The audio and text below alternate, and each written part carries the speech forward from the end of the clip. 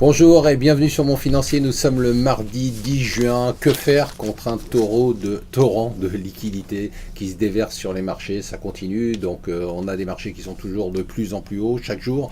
Alors il y a beaucoup de liquidités, avec en plus qu'a injecté la Banque Centrale Européenne, ça continue. D'ailleurs les taux d'intérêt européens s'écroulent, c'est quand même complètement délirant. On a maintenant les taux espagnols qui sont en dessous des taux anglais, des taux américains, pardon, les taux italiens qui sont en dessous des taux anglais. Tout ça se rapproche de 2,5%. Le Portugal va emprunter aujourd'hui à 3,3% à 10 ans, alors qu'il empruntait les taux portugais étaient à 7,5% il y a 9 mois. Et conséquence de tout ça, la hausse des marchés, mais surtout l'effondrement de la volatilité. On a un indice de volatilité qui est tout simplement au plus bas depuis 7 ans.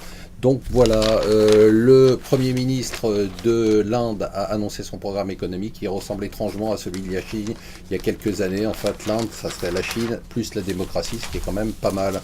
Alors, un autre brick qui, lui, pour l'instant, inquiète un peu. Alors, c'est vrai qu'on est tous un peu excités. Moi, je suis pas un fan de foot, mais c'est toujours sympa. Une Coupe du Monde, surtout quand c'est au Brésil. Mais alors, quand on voit les manifestations, les grèves, et en plus, les infrastructures qui ne sont absolument pas prêtes, on croise les doigts pour que ça marche.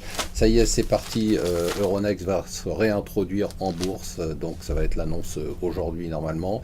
Bouygues Télécom aussi, c'est parti. À mon avis, c'est dans les jours qui viennent qu'il va y avoir cette bataille. Qui de Orange ou Bouygues Télé ou de Free va bouffer Bouygues Télécom. Bouygues annonce aujourd'hui un nombre de licenciements important, mais ils n'ont pas de chance de tenir. Obama a dit qu'il avait quitté l'Afghanistan parce que tout était stabilisé. Quand on regarde ce qui s'est passé hier entre les talibans et le Pakistan, on se dit qu'il avait bien tort, comme d'habitude.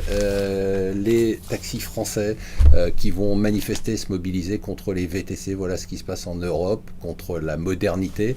Et pendant ce temps-là, Uber lève plus d'1 milliard sur une valorisation de 18 milliards de dollars. Et oui, c'est ça la France, c'est ça l'Europe. Restez avec nous sur Mon Financier.